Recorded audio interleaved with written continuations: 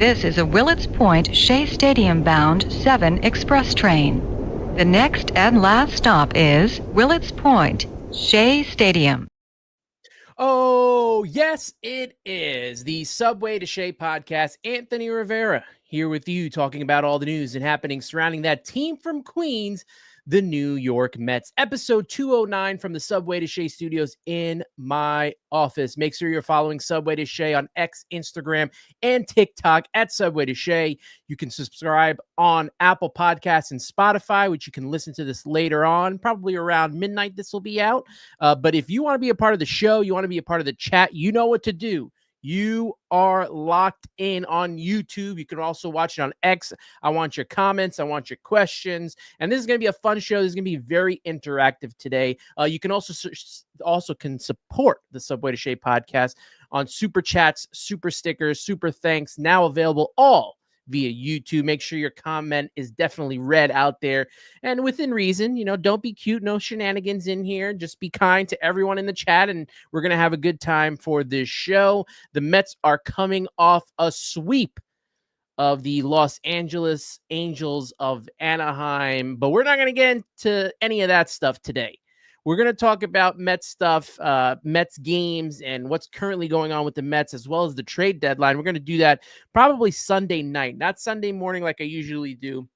Last couple of weeks, haven't been able to do Sunday mornings, but I'm trying to do a midweek show. I did the last 2 weeks, as well as this coming weekend. I'm going to try to get a guest on to talk about the trade deadline. We will wrap all that stuff up on Sunday evening. But today we're going to talk about the captain, David Wright, his top moments and seasons, and we're going to wrap it up in top 5. It's going to be tough. Seasons may be a little bit easier, but moments that's going to be a tough one. And I got my good friend Brian Wright to come on and talk about it along with me. You can follow him at Brian Wright 86, two-time Mets author. He's a writer for Metsmerize and content creator for Metstalgia on Instagram as well as TikTok. So make sure you're checking him out there. Brian, how you doing, my friend? Doing great, Ant. Great. Thanks so much for having me on. We got together in the off season when the whole announcement went down about David Wright getting his number retired, as well as being put in the Hall of Fame, the first person since Tom Seaver to get both of those honors at the same time. So it really meant a lot. I was there on Saturday to take part in the festivities, and man, you sit back and you look at this guy's career, and all you can think of is all of the great moments, obviously, and we're going to get into a lot of them, but a lot of what could have been. What could have been if the Mets won in 2006? What could have been if they won in 2015? Heck, I even told a friend, if you told me that you can give me the 2006 or 2015 World Series and see nothing else after that, I probably would take you up on that. But, it just stinks that the way that everything ended career-wise for David Wright, with so much potential and so much more, possibly, being a, National Baseball Hall of Fame member. So that stuff could have happened as well. But it was such a great atmosphere out there at Citi Field. The place was packed. Trying to find the program, I ran all over Citi Field trying to get the program. That was selling out. All the merch was selling out. Was able to get a pin and a t-shirt. So it was a lot of fun. The speech was great. Everyone loves David Wright, and it was just a whole great to be a part of at Citi Field. Yeah, no, it was great that you could go out there. Definitely envious, but glad that everyone could go out there. I was being out here not right now. I'm in Denver right now, but usually in Los Angeles. Had a choice going out to New York whether to go July 4th week or the David Wright weekend, and it made more sense for me to go out July 4th week. And I was like, and I said, I know I'm going to watch this, and I'm like, I wish I was there. I did get the program because they were selling that in the beginning of July, so I was able to snag that. So at least I have a part of what was given out on the day. But yeah, no, you're absolutely right. Just a fantastic day, and it was interesting. You mentioned the what if, and that's something you can't help but think about. But on that day, I never really thought about it, only in the sense of, gosh, I feel like he did so much, and with under such adverse circumstances. Yeah. Whether that was to him, with his own body or with the franchise that was, that was supporting him to certain degrees. But yeah, the overall day, I mean, like you said, just the whole ceremony, the speech, everything was really perfect in a sense. And you the size of the crowd, the loudness, is that I'm sure you really experienced, um, really was reflective of how highly anticipated this moment was. We all knew this was coming for a while, like years, even before he retired. And I think the turnaround time of retirement to, actual retirement to number retirement, so about 7 years, relatively short. I knew we were all waiting for it, but relatively short compared to a lot of these other number retirements. With Piazza, I think it was 11 years from the time he left the Mets to when he got his number retired, and Doc and Darryl are certainly a lot longer. So I think what made it so special and what made the crowd so big and made it so loud was, you know, we all of us, pretty much all of us, maybe not, maybe some, but pretty much all of us have watched David Wright grow up before our eyes. I mean, for me, I remember watching day one. I remember watching the next day him getting his first hit. I remember watching the rest of that 2004 season, which was terrible. But the only thing you really cared about was, how is David Wright going to progress? So yeah, for a lot of us, we had watched his whole career. Obviously, we watched it all unfold, and the fact that he was a Mets fan as well, it's cliche and I say it, it feels kind of corny, but he was one of us. And when he, the work that he put in, the way that he just put himself out there and was such a great representative of this franchise, um, it was something that we could all be proud of. It's unfortunate, obviously, the injuries at the end, but his legacy was so secure. And I think you saw that on Saturday, is that this was such a given, and it really all came to a culmination on Saturday. Yeah. I mean, I couldn't say it any better than you just did, Brian. And the fact that I've been to now a couple of these, I've been to probably about the last 3 or 4, starting with Keith Hernandez, and then you had Doc and Darryl, and the way that they packed out Citi Field for David Wright, because now you're talking about a guy, and I think I heard this might have been on Don LaGreca on ESPN radio, say of how David Wright spans across generations now, with a lot of fans being able to see him, a lot of young fans getting to see him. I didn't get to see the 86 team. I only get to see them through videos on YouTube, reading your book, and a lot of other things. But you didn't get to see them live. You didn't get to see these guys play. And then David Wright comes along, and he's really this can't miss prospect. He lives up to the expectations that you think he would, even through some of the tough times. I mean, even through some of the struggles. He wasn't always surrounded by a great team like he was in 2006, 2007, 8, and then 2015. And he always was a guy that would sit in front of his locker. He would take all the questions. He was always a nice guy. I remember meeting him in 2005 after a Mets loss, in the parking lot, and him taking pictures with every single person that was in that parking lot. And he was just such a great guy. I've never heard one bad story about David Wright. One bad day, one bad moment. I have not heard anything like that about the person that David Wright was. And that just shows you how much beloved he is, not to mention just about the fan base, but you talk about in baseball, you talk about in the locker room, you talk about with everyone that worked at Citi Field, the front office, everything has been good about David Wright. And that's just a great thing to hear when it comes to a player that's so beloved like him. Yeah, I mean, it's close to perfect, kind of in terms of who you would want as a baseball player, and not only out on the field, but it's really especially just off the field. So he was, through all those, and I said it before, like through all those bad, really tough times, not only for the fans, but for him, whether it was to himself or the team that was struggling at certain times, he was always there and always spoke eloquently and always, was spoke, was up front and, after the game or something like that, or before game or whatever.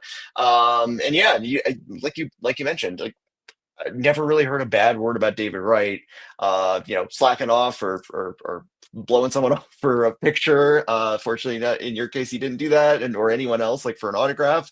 So, yeah, it's just it's a person, it's a guy we could all be proud of in spite of some maybe adverse circumstances during some of those lean years. Like he was the guy we could kind of hold up as. I remember he was like voted face of MLB. Well, I forgot what year that was. But it That was it made later all on this. too. Yeah, it was like 2013 or something like 20, Yeah. maybe later. And then, obviously, with the World Baseball Classic, people call him Captain America. And I feel like the captain it gets thrown around a lot with a lot of the players. But I feel like for the Mets especially, it really fits. And I For think, him specifically too, because yeah. I get it. Like Keith Hernandez was a great captain, right? Gary Carter, the co-captain. Franco, being a longtime Met, was a but this is a kid that had all the hype in the world, got drafted by the Mets, was a Mets fan growing up, became a great Mets player, and decided, you know what, even through the tough times, even though I don't know where this is going to go, I'm going to stay here because I love Mhm. being here. I will do what is right and to stay with this team, and he did that for his entire career, even though it didn't end the fairy tale ending we wanted in 2015. Probably would have been the best way to end it for him. Mhm. Even though we didn't get that, this guy was a true Met through and through. And you heard it in his speech. You heard it when he was talking in his last game. The emotion in that press conference with Jeff Wilpon and Sandy Alderson. This guy bled blue and orange, and you don't take being called the captain lightly. Yes, we've had captains before, but I think for probably eternity, the captain is always going to be David Wright. Yeah, I think no matter who takes it, who has the title later, if someone might have it soon or way down the line, I think the name will stick. And he was, he was like just as loyal as we are. And that's so rare in baseball. As much as we love these players, to love a particular team back as much as you love the team. I haven't, David Wright, and I don't know if anyone embodied that loyalty to a team better than David Wright.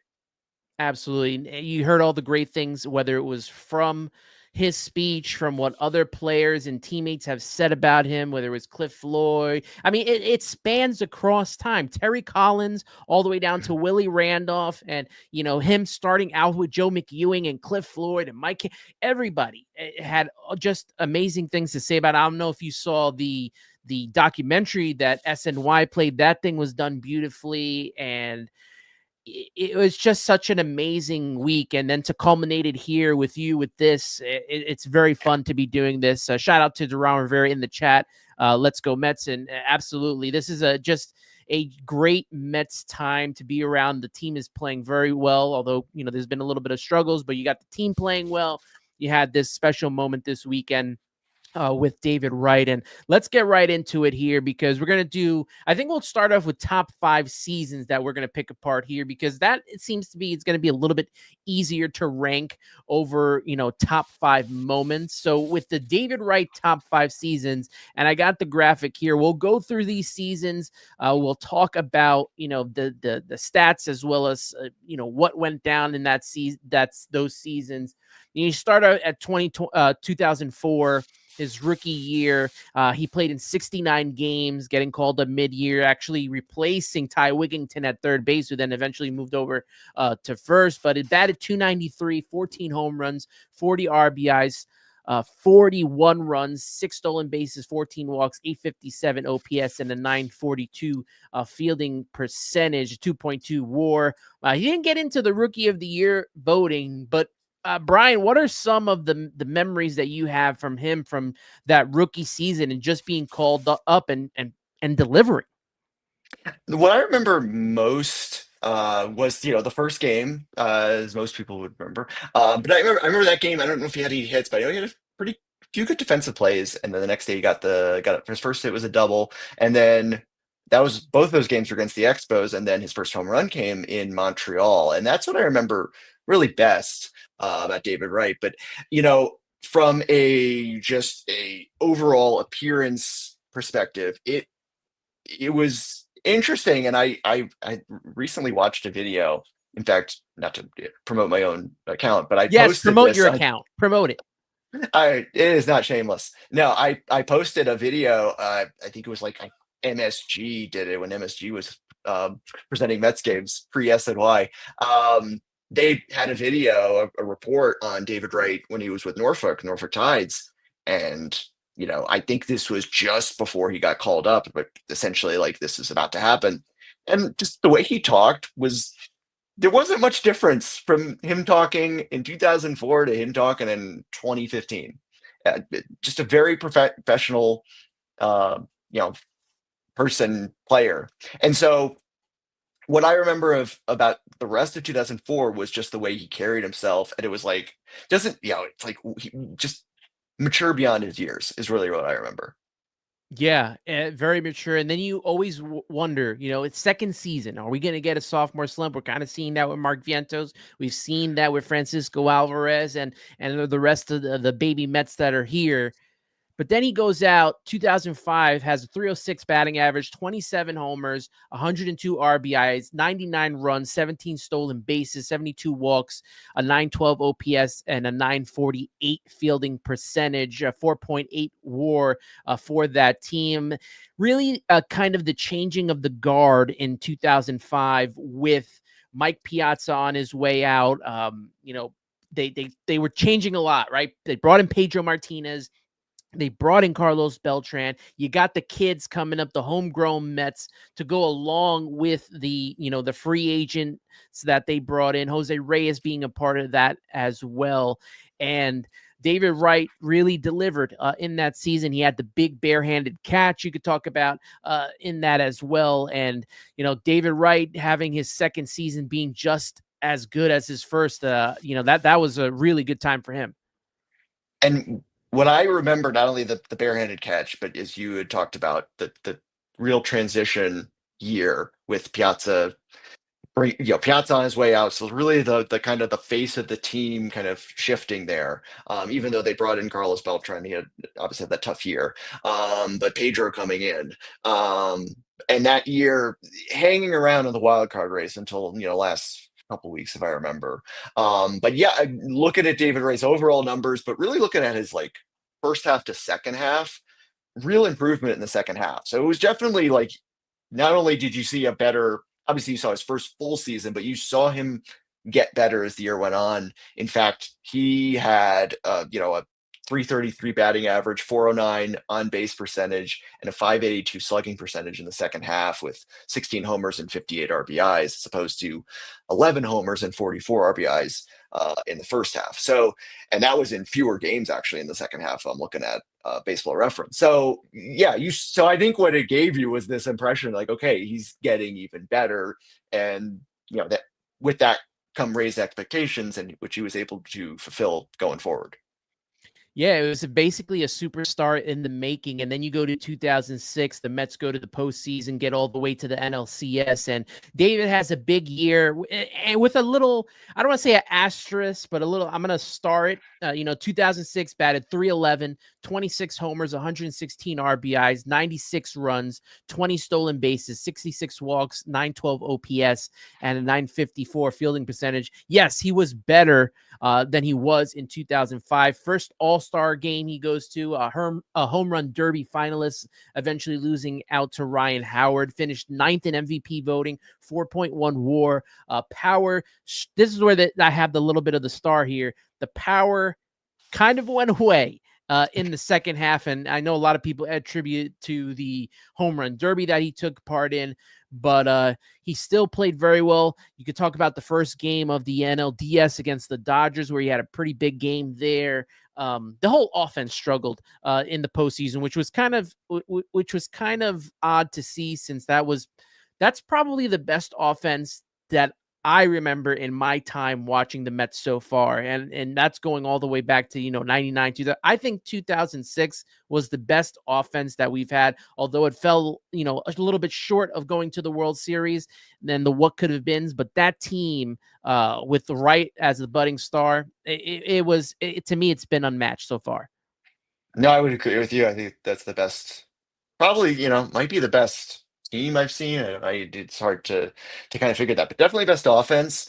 And despite David struggling in the second half, I mean, he had we bring up like, hey, he didn't have this pieces surrounding him. Well, this time he did, and he had the Beltran had a close to an MVP season. Delgado had a great year. Jose Reyes the top of the order, and other complementary pieces even at the bottom of the order. So David Wright's struggles in quotes you put in the second half were masked by the fact that the team was winning, and then the postseason comes and it's the offense.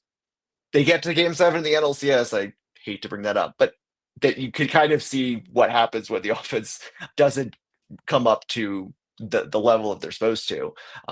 You see the result of coming up short. So short of regular season, that's when you really saw like, hey, David Wright could has the core surrounding him. It's not just relying on him. And you think of this team, you think about now they're finally taking off, right? 2005 was the stepping stone. 2006, they made it to within a game of the World Series. And then now we're going to take off, right? 2007, 8, and beyond is going to be the start of this. I don't want to say dynasty, but this kind of run that this team is going to consistently finally make the postseason. And it doesn't happen. But that doesn't deter of what David Wright did, because we get his two best seasons, and I'm going to clump them together, because 2007, 325 batting average, 30 homers, 107 RBIs, 113 runs, 34 stolen bases, 94 walks, 963 OPS, and a 954 fielding percentage. He makes his second All-Star game in 2007. Fourth in the MVP voting, wins a Gold Glove, a Silver Slugger, 8.3 WAR. And you think about it. Before we get into 2008, you wonder if this season for him, which should have been an MVP type season, if it gets diminished of him not getting the MVP because the team collapsed around him. Yeah, absolutely. I think it gets completely forgotten because of what happened to the overall team. I mean, September was probably his best month of the whole year, and it was his team's worst month, of course.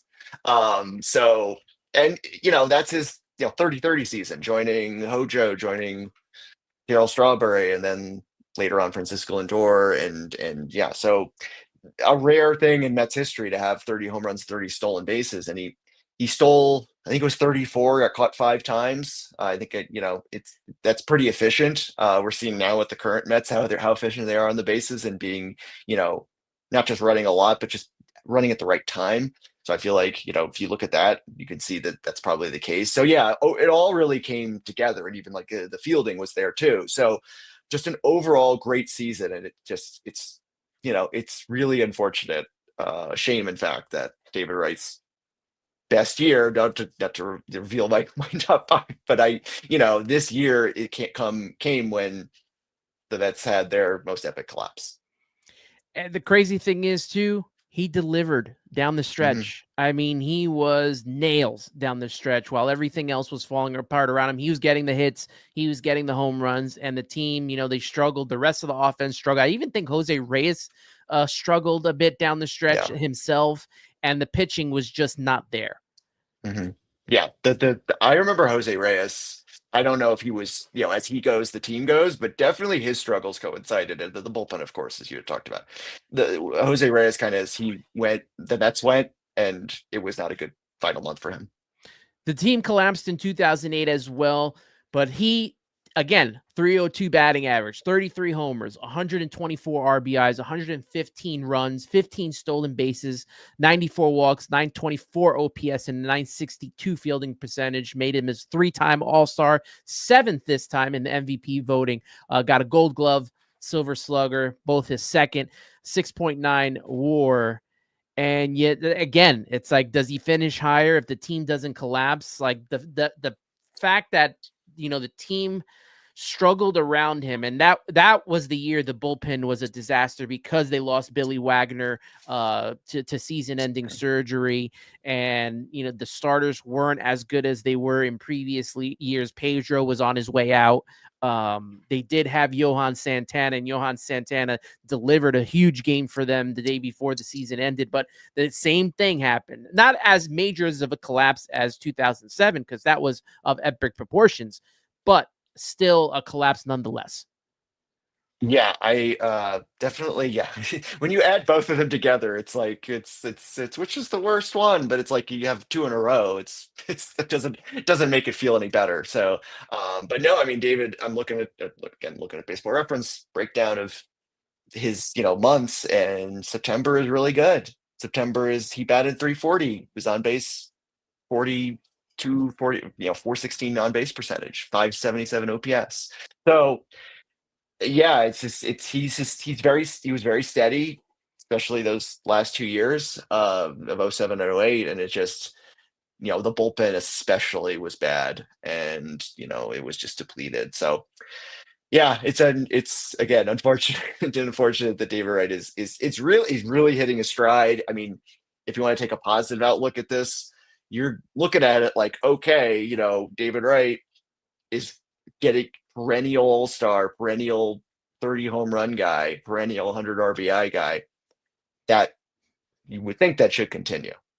You would think that, and you would think that his path to the Hall of Fame continues, but then something stupid happens. Then the Wilpons do something really stupid, and when they create Citi Field, they make it the ultimate one. They make it the ultimate pitcher's park.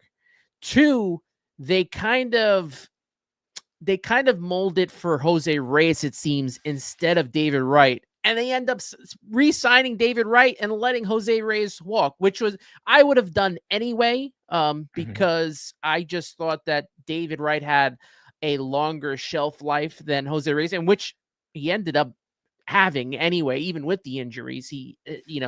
Reyes ended up getting injured and not panning out in Miami, and then going to Toronto and Colorado. But 2009, he still bats 307, but the power goes away because of the ballpark dimensions. Only 10 homers, has 72 RBIs, 88 runs, 27 stolen bases, 74 walks, 837 OPS, and the fielding percentage at 950. Does make it to a fourth All-Star game, 3.2 WAR.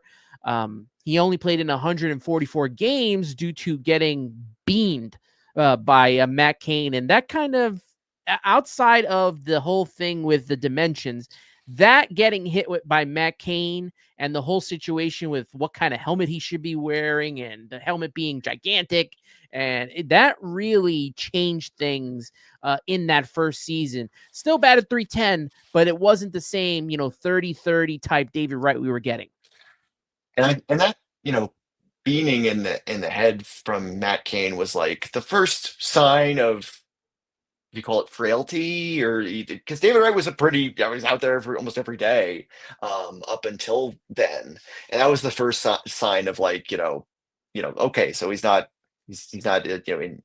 he can be fragile in a sense. I mean, obviously it took something getting in the head, but that was like the first sign of it. Hit as many home runs at home as he did away. I actually really didn't realize that, but I'm sure that trying to swing for the fences or trying to hit at Citi Field with those dimensions did not help anywhere he was at. So yeah, it's just ridiculous. We don't have to get any further into the dimensions of Citi Field now. Yeah. I think of that first Mets home run at Citi Field. Great moment. I mean, the ball I think went 400 feet and barely cleared the fence. Yeah, even David was talking about that this weekend about hitting the first home run, but he was like, man, I'm going to have to work a lot harder. This thing didn't even it cleared within, I think, 2 rows of the left field, the Great Wall of Flushing. So Duran Rivera, he also saying, I don't understand how they built Citi Field so huge. It killed guys like David Wright, as well as didn't help Jason Bay either. So yeah, that was a interesting decision by ownership to do things that way. But you know what? David Wright does? He bounces back. 2011, the average goes down 254. I'm sorry. 2010. Let's go there. He bounces back, 283 batting average. Gets lower, but the power is back. 29 homers. The RBIs are back, 103. 87 runs, 19 stolen bases, 69 walks, 856 OPS, and a 956 fielding percentage. 5-time All-Star here, 2.8 WAR, a bounce-back season for him, which made me feel a little bit better about what happened in 2009 to see him bounce back the way he did. I think they may have brought the dimensions in just a slight tad after the first year. I'm not sure. I don't remember off the top of my head because now they've done it so many times that, you lose sight of it all. Yeah, I know it was. I don't know if it was right away, but I know they eventually did it. Maybe a year or two later, but yeah, we could be. Someone could correct us. But yeah, so I mean, that was to have that kind of season and to be pretty healthy the whole year was great to see. This was, a time in which I know Beltran was out most of the year, and we had the hamstring injury, and that really didn't help the team's fortunes. I don't remember the overall record, but I remember this was kind of the time when things, with the expectations 2009 were really high and just completely fell apart. 2010, just another just kind of blah year that David Wright was this is kind of a pattern that we see going forward as David Wright is trying to play to his level and the team can't get anywhere close to it. Same thing in 2011. The team could not get out of their own way.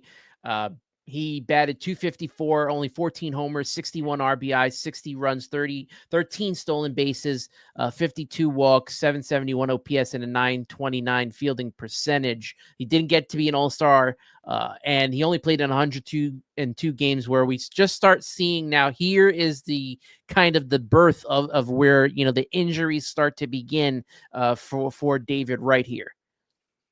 Yeah, I'm trying to remember if this was the year that he had. I'm thinking this the year that he had that. Remember that play with Carlos Lee where he had to get the Carlos Lee was coming to third. He had to run to get it. I don't remember this was 2011, but I know he got hurt on that play. And again, I don't remember if it was 2011 or not. But yeah, it feels like this was it. So and we won't forget yeah. that play because that was, the It's crazy. antithesis of where this, spinal stenosis began for him. Yeah, I'm trying to remember if that was as we're talking, I just searched David Wright injury in 2011 on Google, and it's like that was people. Yeah, that AI is telling me this, so it must be right. Yeah. Thankfully, though, again, we talk about David Wright bouncing back. 2012, batted 306, 21 homers, 93 RBIs, 91 runs, 15 stolen bases, 81 walks, and 883 OPS and a 974 fielding percentage. Played in 156 games, so he's pretty healthy here. Back to being an all-star for the sixth time. Sixth in MVP voting. I didn't know that he finished sixth that year, but that was good for him. And a 7.1 WAR, considering that his WAR was down the last couple of seasons by a lot.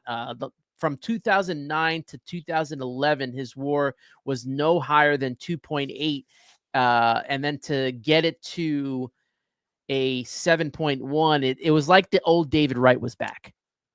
Yeah, I think if you sometimes I look at David Wright's career and I kind of do it Citi Field and then Shea Stadium. I kind of try to divide it that way. Of the Citi Field seasons, I feel like this was the best of them.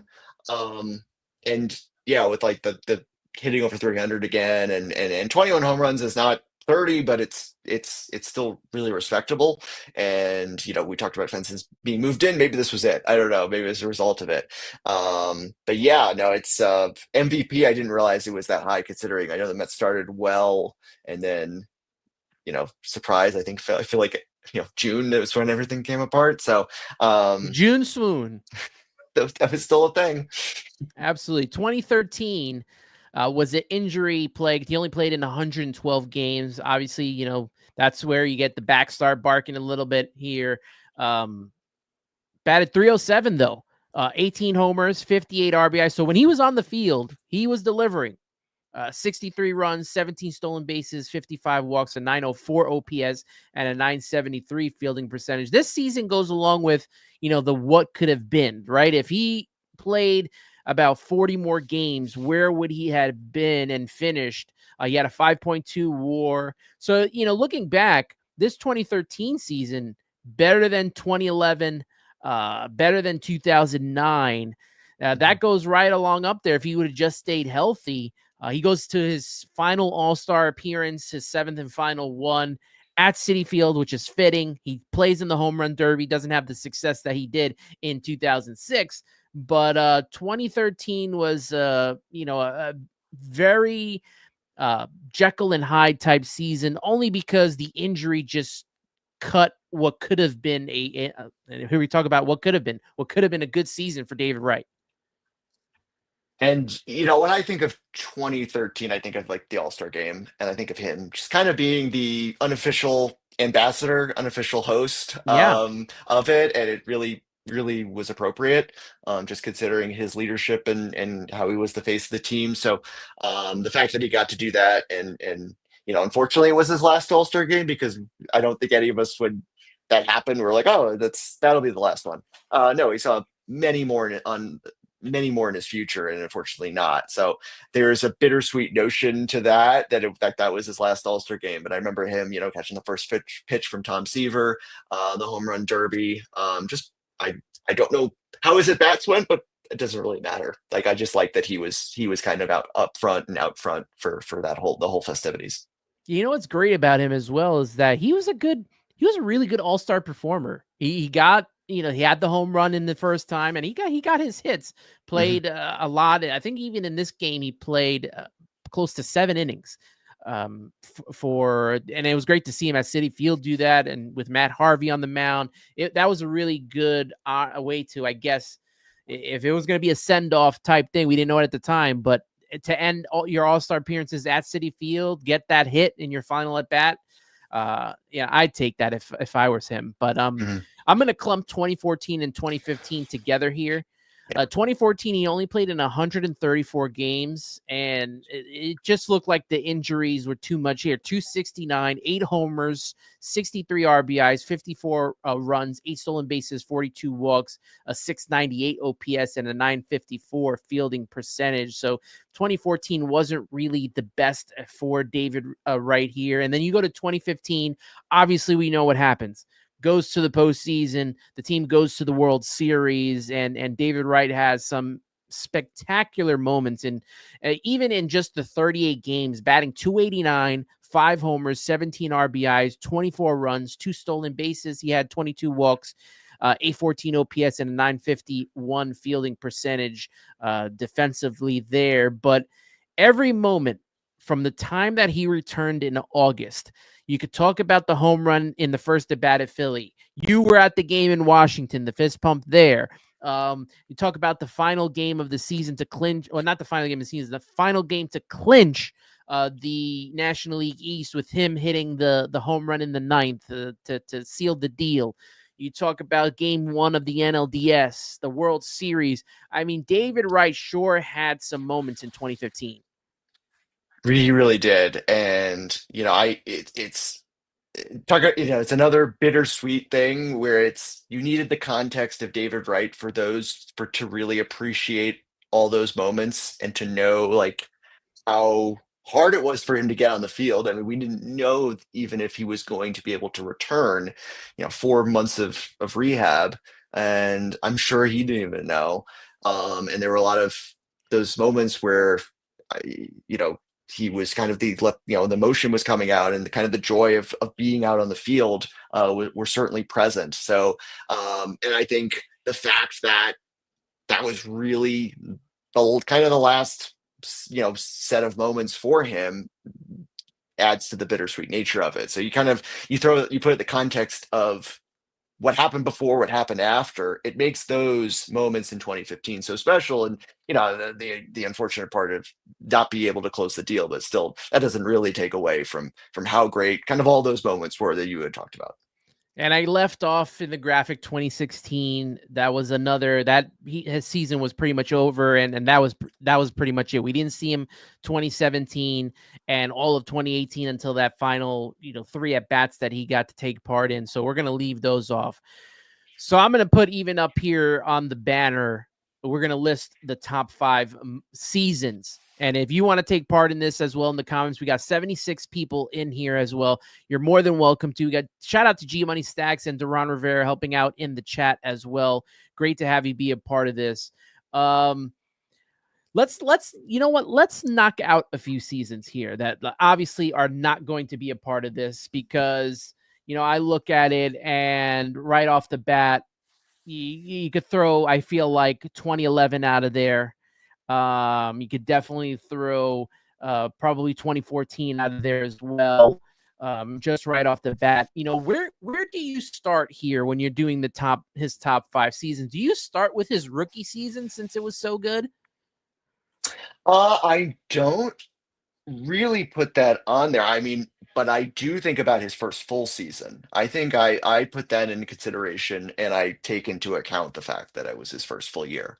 I think it was such, nice steady improvement that I do take that into consideration. But 2004, just because it was, such a small sample size, wasn't even half a year that I can't really do that. I think even, as much as the big moments were for him in 2015, just because, like you said, he didn't play enough time. And even though they went to the World Series, it just 38 games, I feel like is just not enough. So we'll take out 2004. We take out two. Is it easier to go from 1 to 5, you think, than going backwards here on this one?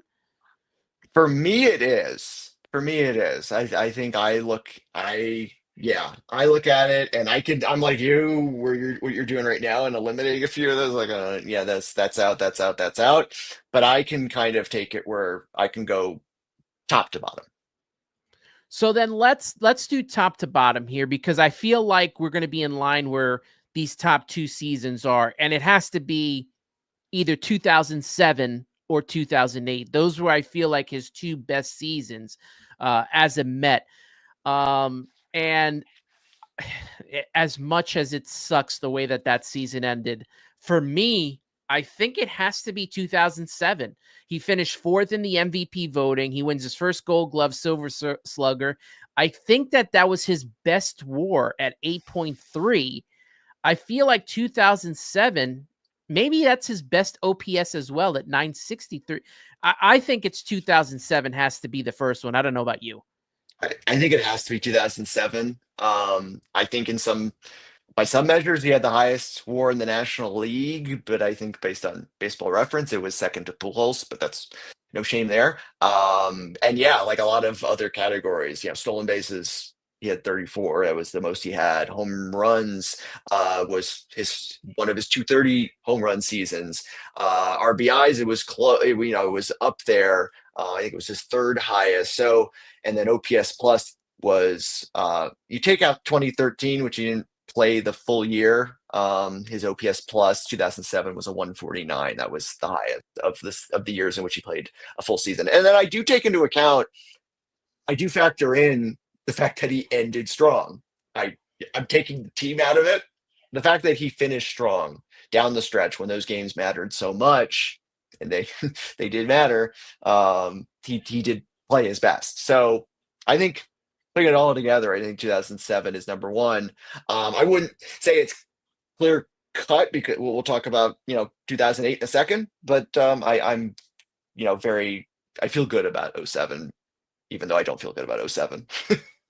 Yeah, that's always the thing. We're talking about his top 5 seasons and not the team as itself. So all right, we got 2007 at number 1, and then you'd have to think 2008 is number 2. Yeah, I think it is. Most RBIs of his career, and I feel like that was tied for the most in Mets history at the time. Most home runs, 33. OPS plus was 142. WAR was still pretty good at 6.9. Another Gold Glove, Silver Slugger, up there in the MVP race. yeah, I think, you could look at just the raw numbers and be like, that's the best. So I think 2007 we bump up because of a lot of other things, and war, and yeah, like I said, the way the trajectory of the season went for him. But 2008, numbers wise, you could say is number one, but I think that's a good number too. So now we start to getting a little bit tougher here. Um, I'm looking at it, and I think 2000. Me personally, I think 2006 would have to probably be third. Batted 311. Even though he had one less home run that he did in 2005, he had more RBIs, more stolen bases. OPS kind of felt the same, and his fielding percentage was better. He makes his first All-Star game, and he finishes ninth in MVP. I think we didn't talk about what our rankings were. But we're very much in agreement here because I think it's 2006, and I think other things I throw in are the All Star game. I throw in it's may sound contradictory, but I think the fact that the team won the division that year, adds to it. Because I think contributing to a division winning team and a team that goes far in the playoffs really helps the case for this. I know it's contradictory to 2007, but I definitely think it weighs, it helps raise its case up to number three. So I feel good about third for 2006. So we got 2007 at number one, 2008 at two, and at three we got 2006. So we got two more seasons to fill in here. And looking at these seasons right now, 2005 has got to be. I feel like 2005 has to probably be somewhere on this list here.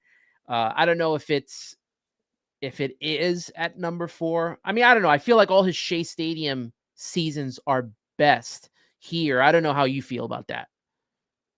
The one I have, well, I won't reveal number five yet, but number four, I have a City Field year for number four. I have 2012, Okay. and I probably when I was looking at this, I saw MVP, sixth in MVP. The WAR is his second best WAR, and I mean, almost, he gets 93 RBIs, 21 home runs.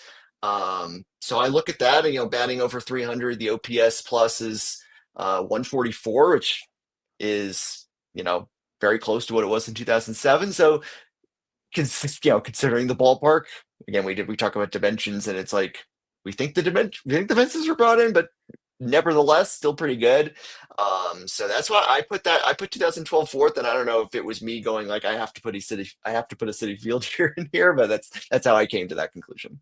No, I am going to agree with you here on this because, as we talked about, sixth in MVP voting, and he had his best fielding percentage of his career at 974.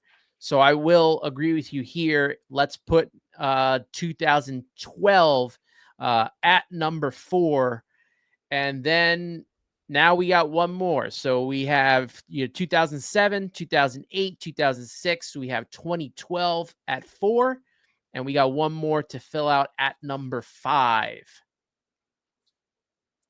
So I thought about these are the three I thought about. I thought about 2013. I thought about 2010, but I went with 2005. I think, and we'll take the numbers aside, which are good. I look at that as first full season, and just the kind of the progression of David Wright coming off of the 69 games in his rookie year, and how that we kind of like '07, like he got better as the year went along. He got better as the year went along in 2005. So I like the fact that he was kind of growing as a baseball player, and I like putting that at the bottom of the list, just for kind of those reasons. Yeah, I have to have 2005 in there because, he avoided the sophomore slump. It was a big season for him, a lot of expectations, kind of like we talked about, the changing of the guard was happening there. 2013, if we come full circle here because of the what could have been, right? 5.2 WAR, one of his best WARs. Great batting average. The power was there. He didn't have the RBIs as much. But you talk about the team that's surrounding him, not great. His fielding percentage, the best, second best. The OPS over 900. I mean, if he plays a full season, he could. We're talking about another, top tier MVP performance from David Wright. Yeah, if you want to kind of project how the whole year would go, then you can definitely move that up and kind of say that's like one of the top five. Yeah, no issue with that. Because it had every reason to be, and it's like the injuries, the injuries, the injuries. Yeah, no, absolutely. So here are the top 5 seasons that me and Brian have curated here.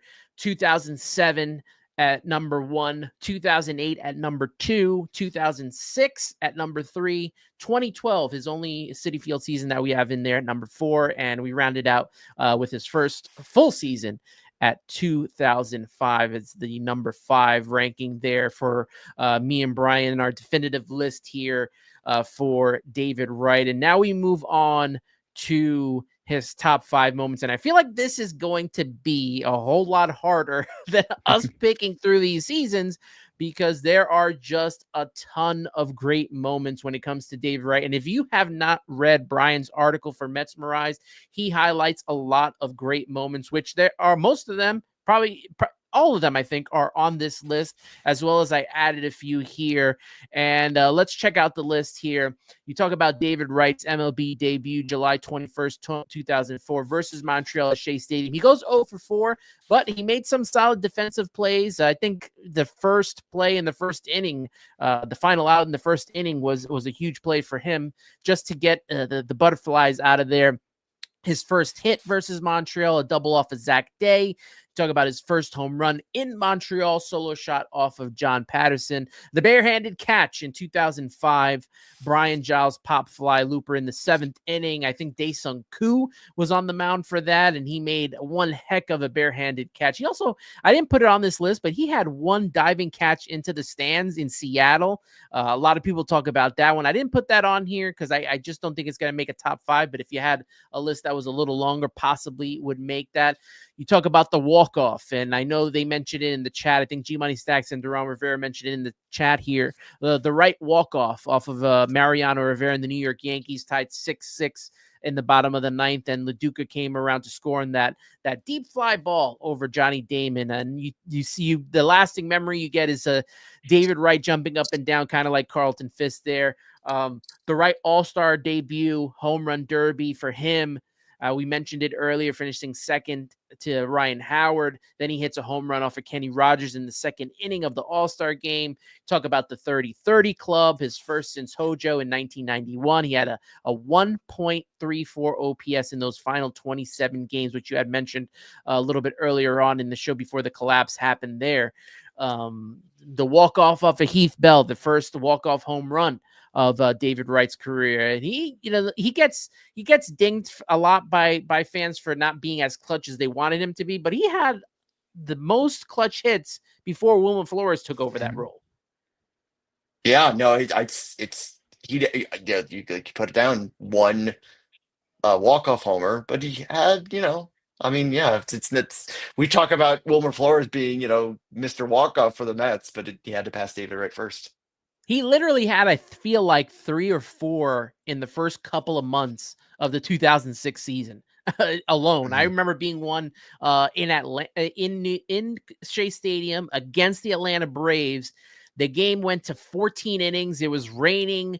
They were down a run, and then Cliff Floyd tied it in the 14th, and then they eventually took the win with a deep fly ball from David Wright. So he had pretty much a lot of them. You also talk about, and you mentioned this earlier, the first home run at Citi Field and what that meant to the team. Becomes the all-time hits leader in 2012, 1,419 hits at the time. He finishes with 1,777. He was named captain on March 21st, 2013. We talked about that, as well as the All-Star game at home. The fist pump in Washington. Let's get into the fist pump in Washington, because Brian, you were there, man. I was. I was at all three of the games in that series. Very, Nice very clean happy to be sweep, there. right?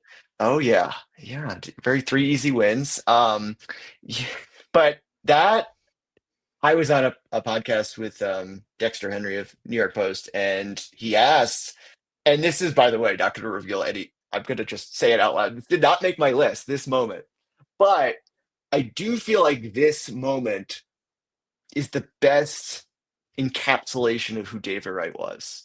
That where he was standing on first, Cespedes hits the double into the gap. You, you take everything into account. You take, the rehab. Not sure if he'd be back. Playoffs in sight. He hasn't been to the playoffs since 2006. Probably should have been there several more times. And, his back is probably killing him. And he's trying to score. I mean, I think the Mets are in the lead and they're maybe in by a couple runs or something like that. But, he's got home plate, he's got the playoffs in sight, and he is going home and he makes it just ahead of the throw. I think it's Anthony Rendon, Wilson Ramos trying to tag him, gets in there barely, and then the fist pump. It's just letting all the emotion, the frustration, all of it out, and just doing whatever it took to get there in spite of everything. I was like that when I was talking to Dexter. I said that to me is 10, 15 seconds. That's David Wright. If you want 15 seconds on who David Wright was. So I love that moment. And I think we were talking before and I'm like, yeah, I'm sure a lot of people, when they think about David Wright moments, they might have a special tie to one, like, hey, I was there, or this happened, or what have you. But I'm going to say it wasn't even in my top five, but it's definitely special. I know they played that moment a lot at Citi Field on Saturday, the fist pump. I always remember, when the Mets weren't doing good and the Yankees were constantly making the playoffs, and you'd always get that signature Derek Jeter fist bump after a big play or a Mm. big out or whatever it was. And I'm like, man, it'd be nice to have someone with like that energy like you mentioned. And yeah, David Wright was that exactly. And that signature fist pump, not only that one, but there's a moment in the NLDS that I mentioned as well. Clutch hit in game 1 of the 2015 NLDS in the 7th inning with 2 on. The Kershaw comes out of the game after only giving up that homer to Daniel Murphy. He had great pitching performance from Jacob deGrom. In comes Pedro Baez with 2 on, and Wright hits a 2-run single, and you get another signature fist bump from him. Mets go on to win the game 3-0, and at the time it was only 1-0. They win the game 3-1, so that was a huge hit from David Wright. Going back to end the season, because there was one moment I left out, the Wright home run to seal the deal for the NL East champions, a 3-run homer in the 9th made it 10-0. It was kind of like that exclamation point. Can't talk about 2015 without talking about World Series Game 3. And I'm lumping this one whole together because you could talk about the 2-run home run in the first inning off of Yordano Ventura, and rest in peace to him, who passed away not too long ago. Also had a 2-run single, which was huge because we didn't know that Kansas City was this good offensively and could beat you in so many ways to get those extra runs. 4 RBI night for him. He gets the final out of the game too. That was pretty big, that World Series. Tell us a little bit about your thoughts on that big home run, because that, I think David said that for him, that was the biggest moment of his career as well. Yeah, no, it's kind of taken into account, or kind of like the 2015 Nats game. A lot of just kind of, wow, we didn't know if he'd be here for this moment, and now Mets are in the World Series, and the first World Series game at Citi Field, and Mets are down 2-0, so it's like they need a big hit. I think they went down in the first inning, so there's a lot of things that go into why that was important. And as you pointed out, I mean, the overall game that he had, obviously the home run is what we all really remember, but the game he had was great. So, and then the only game the Mets won in the World Series, darn it. And it's crazy to think too of how much pain he was in at that moment in time. I remember after they win that game, I think it was the game after, they had a little bit of a pregame vignette of David in his car talking about what it meant to go to the World Series, and even stuff from the past of not making it after 2006 and what this run means to him. And then when they end, you kind of see David walking into the clubhouse, and you could just tell that the body is just in pain, and I don't know if it's going to hold up, but kudos to him. It's cold, right? The back doesn't do well in cold, and No. he crushes that ball Yeah. and helps the Mets win the only game of the 2015 World Series. Other moments as well to mention on here, the goodbye to the captain, which was David Wright's final game. I was there for that one as well. He walked and he popped out. Mickey Callaway took him out in the fifth, and I didn't know this, but David Wright mentioned this during his press conference this past weekend, that he was kind of hoping for another bat, and so was I. I thought it was a little bit of. I know that they wanted to have him go through getting cheered and getting in the booth and talking with the TV team and the radio team. To me, I thought it was just like corny to have him come out in the fifth inning. I get it, number 5 and all that stuff, and not at least let him have one at bat. And he even wanted to have that bat. So I kind of wish that and they did the same thing with Mike Piazza in 2005. They took him out for Mike DeFelice, and he still had one at bat to go to see if maybe he could get one last hit. And they just I don't know. I always find it that's always a part that bugged me about the whole situation. But the Mets won the game, I think, in 14 innings. We were there for a long night. And then he even came out afterwards and made a speech. I mean, it's impressive to just stay. I mean, to stick around and then make It was a speech night afterwards. game too. So it Yeah, didn't end until like 12 or 1.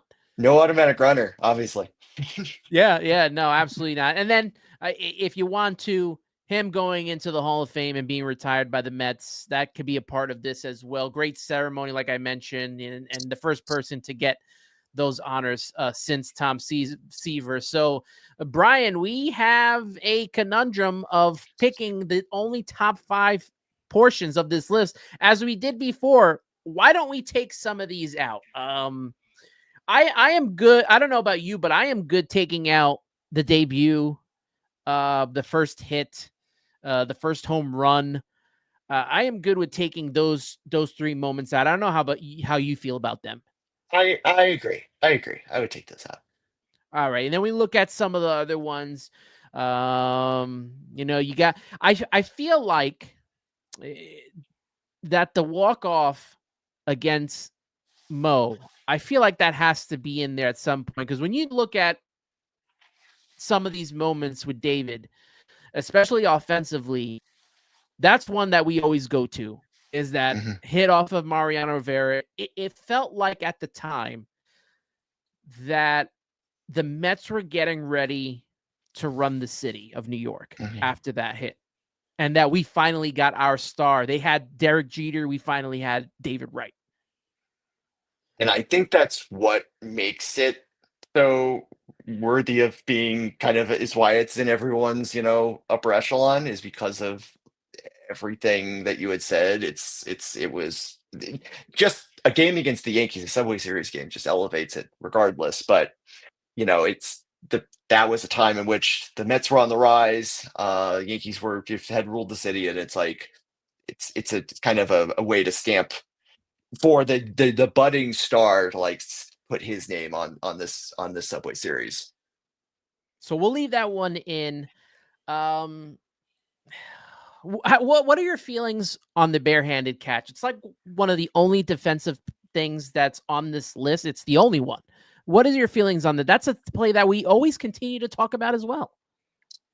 Yeah, I like keeping that. I think because it's so unique. I think because we have a lot of hits, home runs, offensive accomplishments, and that's the defensive accomplishment. You mentioned the play in Seattle. Like, I always think that's very underrated.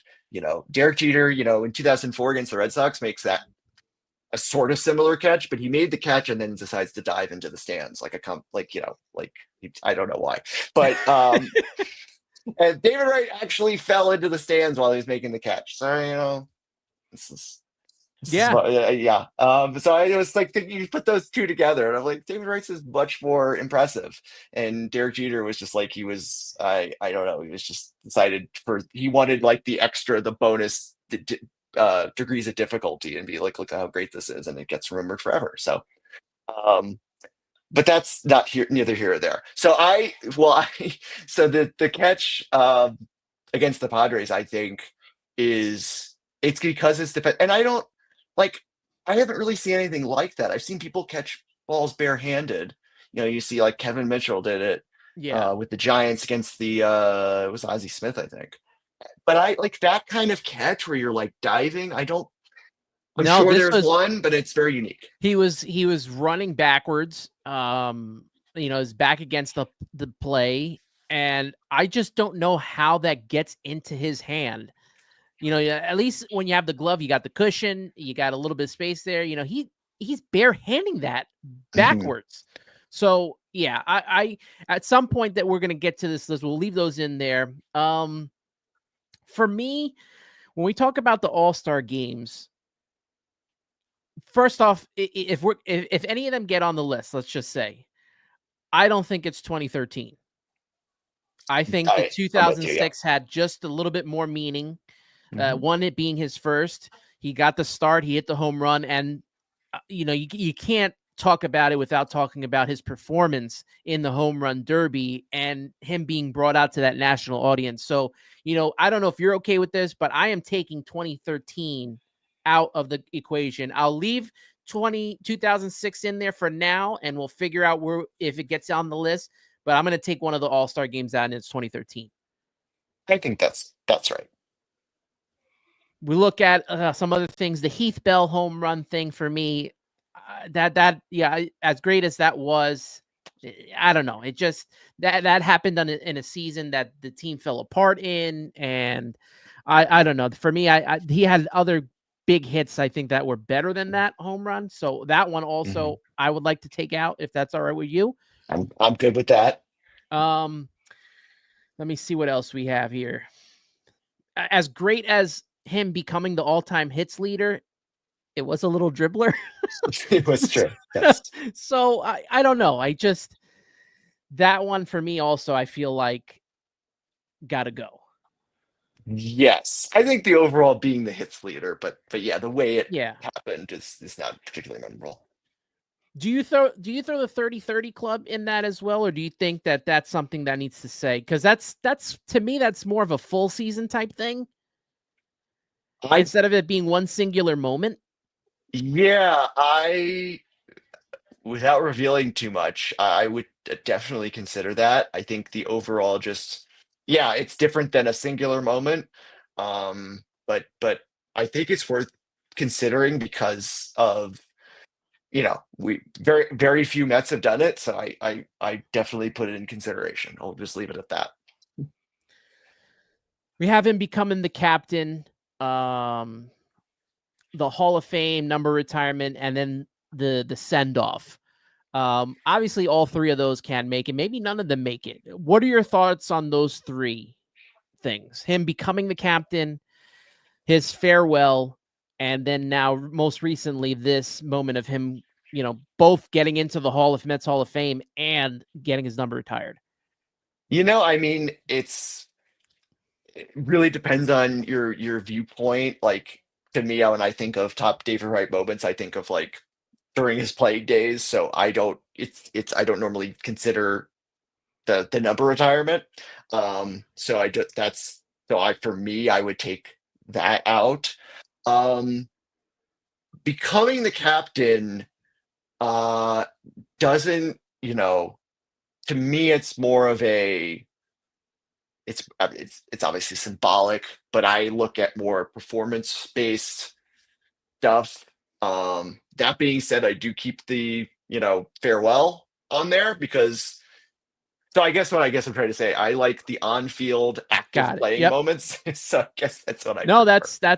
that's perfectly fair. So let's take those that we'll take out what happened this past weekend. We'll take out the Hall of Fame number retirement as well as him becoming captain. We'll leave in the goodbye captain portion of that. So let's kind of set this list up here. And if anyone in the chat wants to chime in, they can as well be a part of that. I see some people putting their favorite moments in there as well. I think Duran Rivera talking about the barehanded catch, and I don't know about you, but I feel like that has to be on this list. I do too. It's on my list. Where would you put it? For me, probably I have it in the 4 or 5 range. So I don't know if you have it a little bit more top tier, but I think 4 or 5, considering it's just a defensive play, and I don't know if it really changed the game. I don't remember much about the game, but I think 4 or 5 for that defensive play, I think would be a good. I have it fourth. I give it a little bit of a bump up because we brought this up just a minute ago because it's just like I haven't seen something like that, and it's so difficult to do, and it's like you want to get a defensive play in there. So I have it fourth. I kind of bumped it up than maybe other people would have. And, you know, I think also it was like it's the earliest one now of the ones we've narrowed down. So, it's to some people, they just, you want to just get the five best, but sometimes I try to put like a little bit of, I don't know, like try to, put a little differentiate and be like, hey, I Yeah. want to have one of the early ones on there. So that one's like, from his first full season. I like to put that on there and all that in consideration. So let's put it at number 4. The right barehanded catch there at number 4. You throw some input. What else are you? Is there any specific number that you have, and then we can see if we agree to disagree? So yeah, going back to the 30-30 season, and I feel like the debate of singular moment versus overall season, and you could parse this and be like, hey, when he became a 30-30 guy. I put the 30-30 season on there. It's number 5 for me. And I think it kind of goes back to how many guys have done this in Mets history. Not many guys have done this. I'm not saying not many, but it's an achievement. There's a reason why people talk about it when it happens. And it's kind of the culmination of his best year. So for that, in because of that, I put it in there, and I put it number 5, and maybe because it's not a quote unquote moment. Maybe it doesn't go up to the top, but I definitely want to include it because I think it's a special part of David Wright's career you definitely want to take into account. No, that's fair. I think at number 5 that spot works perfectly. Like you said, the culmination of what was the best season of his career, and to be in there with a guy that he idolized in Hojo and who brought him up from the minors, to have it be the first time since 1991 that a player's done that. I think that's fair, and we'll put it at number 5. So that Mhm. works there. At number 3, let's go with number 3.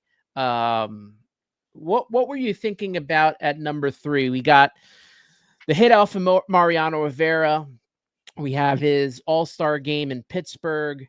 We have the first City Field home run as well. You have your moment about Washington. You got Mhm. talking about the NLDS as well. There's a couple of 2015 things. I know something from 2015 is going to end up here. Is it going to be multiple things? That's the thing. Yeah, it could very well. I will tell you. I'm going to tell you. I'm going to get to number 3 in a second. I'm going to tell you what I'm knocking out, and it's the first home run at City Field. And the reason I knock it out, the Mets lost. It wasn't the first home run at City Field. Some Padre, I forget his name. Someone can mention it. Hit the first home run. Um, and whenever I see that home run, it's great. It tied the game at the moment. Again, it was just launched and it barely got out. So all I think about are the fences at City Field when I see that. So it doesn't give me the best memories. So I knocked that out. I also knocked out the 2006 All-Star game. Okay. Um, great moment, but I just kind of it didn't get up there for me. But speaking of 2006, I do put the walk off against Mariano Rivera and the Yankees at number 3. And I know it's probably a lot of people's number 1, and I like kind of bringing it back to what was mentioned earlier of, hey, Subway Series, kind of you elevate, you're becoming a star on this stage in New York. definitely raises the moment. I look at it and I think obviously it's up there. It's number three. If it had been a home run, maybe it'd been a different story. Like maybe if it had gone like 10 feet further, I'd be like, well, that's a bigger deal. So I think Rivera, I think Yankees, ascendant team, ascendant player, I think puts it firmly at number three, but I definitely have two that obviously, of course, I have two. There are two that are better than this one. I'm going to agree with you here, and I think I know where we're going with number one and number two. So I'm going to take a couple guesses here. I'm going to put aside your personal feelings about what happened in Washington and think number two is his return in Philly and how monumental that game was. Am I off? That didn't make it. Oh, Oh okay. yeah. I mean, I love that. I love when that happened. But it was honorable mention.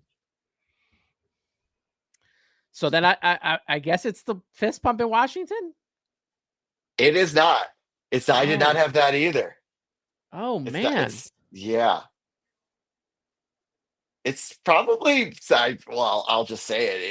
It was the final game. The final Okay. farewell to me was just. I don't know. I think just the final, the end. You think about it's almost like the collection of all the memories kind of go into that moment. You think about David Wright as a whole. So, and I think it was just. I'm honestly, I'm just glad he got to do that Yeah. because there was every reason to believe he'd just retire. And I don't think he wanted to just retire. I think he Yeah, he wanted didn't want to to, go out like that.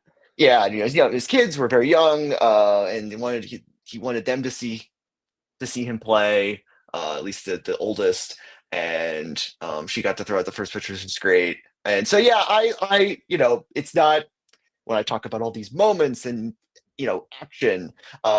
This was less so, but to see him out in uniform, to see him out in the field after what had been basically a year and a half, close to you know he hadn't been back since like early 2016.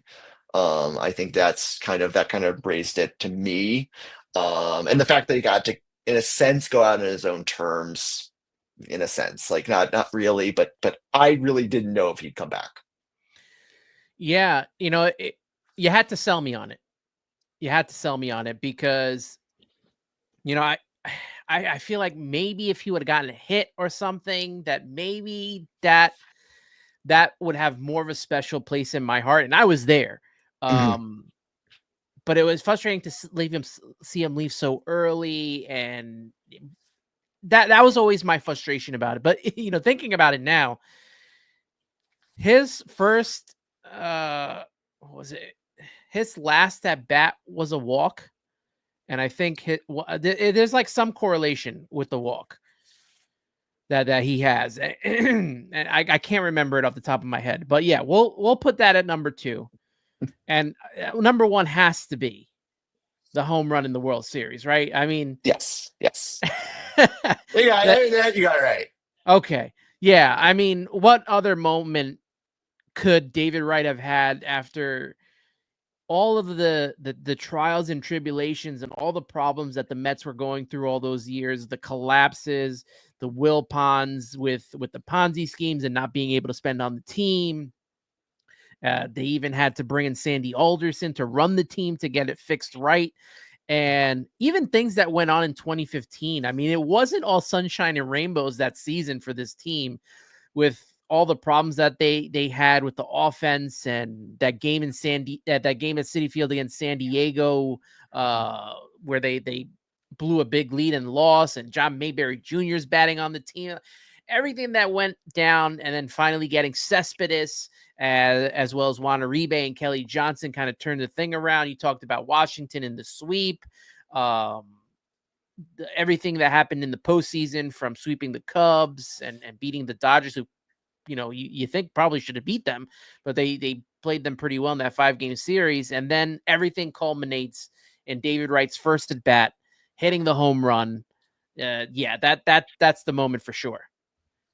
And the whole game itself, the performance itself. But if you want to, you want to boil it down to one moment, that's it to me. And maybe subconsciously, I was just going, oh, that's the 2015 moment. That's, I'm not going to add any more because I think, you know, you know, if they didn't make the World Series, you never know if like 2015 against the Phillies, 2015 against the Nats don't, maybe don't look as great or aren't as memorable because you kind of piece it all together and you said, oh, okay, Phillies game, that first home run, I think it would have been special regardless. The Nats, even if they make the playoffs and that's about it, it's still special. But I think like it all like leads up to what happened in the World Series, the first World Series game at Citi Field, first at bat at a World Series game at Citi Field. And it was almost like when he steps up, you go, he's not going to hit a home run here, is he? Like, I remember thinking that when he got up, I was like, man, if he hit a home run, that would be really amazing. And it's like a snap. It's just, there it goes. I still remember probably almost word for word Joe Buck on the call. What are we going to get from the captain, David Wright? He's got spinal stenosis. He's missed most of the year. And then the high fly ball to left, and the captain's got I remember that. I remember at the end of the game, it's fitting that David Wright makes the everything about that game. Everything else is not memorable, but that game in particular is very memorable. And it was great that David Wright, even though they didn't win the World Series, he got to go to a World Series and go back to the postseason and have his moment in the World Series, which was hitting that home run and getting a couple of RBIs and some clutch hits out of that. So we have our top 5 there. Let's go through both of them over again. So we got the top 5 David Wright moments. At number 1, the 2015 World Series Game 3 home run and 4 RBIs. The goodbye to the captain, his final game. The walk-off of Mariano Rivera. Number 4, the barehanded catch. And number 5, the 30-30 club. And then when we go back to the top 5 seasons of David Wright's career, number 1, 2007. Number 2, 2008. Number 3, 2006. At number 4, 2012. And then number 5 was 2005. Brian, when you came to me and was asking if we were going to do anything for David Wright at the time, I was like, yeah, I don't know. I don't know what to do. And then you mentioned something about doing a list. And I was like, you know what? That's a good idea. I know a lot of people do top 10s and all that. But what if we really got down to the meat and potatoes and made it smaller, like the definitive top 5? And you have to do top 5. I mean, David Wright, number 5, top 5. Yeah. You gotta honor the number. I mean, if we did top 10, this has been a 4-hour podcast. Oh yeah, we'd still be going. But this has been fun doing this with you, Brian. I mean, it started all the way back in, what was it, December, when they made the announcement. We're here right now celebrating the career of David Wright. I appreciate you for doing this with me. Let everyone know what you got coming up, what you're working on, and definitely plug your social media. Yeah, I'm at Metstalgia on Instagram, and TikTok as well. Hopefully some stuff coming to YouTube. But yeah, definitely follow me there, as I'll just, I like to post just random clips of Mets history. Some is tied to current events in Mets history, just like the David Wright number retirement. Pete Alonso, as he closes in on Darryl Strawberry, will do something with that. But yeah, it's a great follow and a lot of memories of the Mets. We're going to be mostly positive on there. So, and yeah, so I'm also Twitter at BrianWright86. You can follow me on there as well. Not as active on Twitter. I like to kind of stay away from that and kind of do more of my own thing in terms of following Mets history as well as watching the current Mets. Well, I appreciate you for coming on and doing this show with me today. And there will be more opportunities to be doing this. Obviously, the Hall of Fame keeps growing. We're still talking about number retirements. I don't know. I posted a clip. I don't know if it was today or yesterday, of us talking about Gary Carter, and that has really taken off on the conversation of whether he should be in or shouldn't be in. I talked with Dwight Gooden during a panel that I did with him, and there wasn't a quick yes when I asked him the question. He had to think about it for a little bit. So there's the feeling that maybe He is not, because he only did a couple seasons. Who knows? I think he's deserving of the honor. But after him, I don't really know who else there is. Maybe Carlos Beltran, and then once that's done, you're talking about current players that are playing right Mhm. now, and maybe one who just hit a home run in Pete Alonso. Maybe he gets on that list, and I think he will. Yeah, I think regardless of what happens post after the season, I think Pete Alonso, as the franchise's all-time home run leader, which is seemingly inevitable now, will have his number retired eventually. Um, Hopefully it's as a career-long Met, because I think as you find out with David Wright, yeah, we hold a special place in our hearts for players who stay with the Mets. Who want to stay with the Mets. Sometimes it's not, you don't have it's out of your power, like maybe a Tom Seaver. So but yeah, if you're a lifelong, you stick with your team the whole time. I mean, I think that's a special thing, and on top of having that honor of having your number retired. After everything that's happened this past weekend and reliving everything, through David Wright and his career, there's nothing more I would like to see than for Pete to be a long-term Met. I didn't get that with Jacob deGrom, which I thought it was going to happen. And to have it happen with a guy like Pete, good position player, will probably be the best home run hitting player in Mets history. Right, at least for this current time, unless a guy like Juan Soto breaks that, or Francisco Lindor. But Pete has been everything you could ask for, then and more, as one of the faces of this franchise. Brian, like I said, we'll do this again. We'll talk more Metstalgia with you. We'll have to get you on for some. We'll have to get you on some current Mets talk as well. Oh. We can't forget the current New York Mets. Yeah. No, yeah, there's a way to definitely tie the current Mets to what's going in Mets history, which is definitely a lot of good reason to kind of post about Mets history. Is I think this we're building currently with this current set of players, with this Soto and Lindor and Alonso. There's history being made at the moment, and it's Absolutely. great to like look back and also like see it being unfolding in front of our eyes, because you see like a guy like Francisco Lindor, who's making his has made his put his stamp on this franchise, and will continue to do that. Pete as well, and Juan Soto for years to come. So yeah, no, this is the best place for me to talk about the current Mets, as opposed to interacting with people maybe elsewhere. It's I'm definitely keeping tabs on them every day, so happy to do that as well. Shout out to the 102 people that joined us for this show. We appreciate it. We'll get back to current Mets talk this Sunday, probably Sunday night at the earliest. And we'll probably start breaking down trade. Jeff Passan's already starting to talk about it. Will Salmon's got articles on it. What are the Mets going to do at the trade deadline? We'll talk about that. We'll talk about the games that have happened. The Mets just finished off a sweep of the Angels, so that was great. Let's see what happens when they go on the dreaded West Coast trip. But you can follow me on X, Instagram, and TikTok at Subway to Shea. Make sure you're following on Apple Podcasts and Spotify if you prefer to listen. But if you want to be a part of the chat, be a part of the conversation, you are subscribed on YouTube. Give the video a like, share it. This is something that's going to be talked about for many years to come. Check out our lists, comment, let us know what your lists are. We'd like to know about that as well. But for Anthony Rivera, for the great Brian Wright, you've been listening to and been watching the Subway to Shea podcast. Always remember, let's go Mets.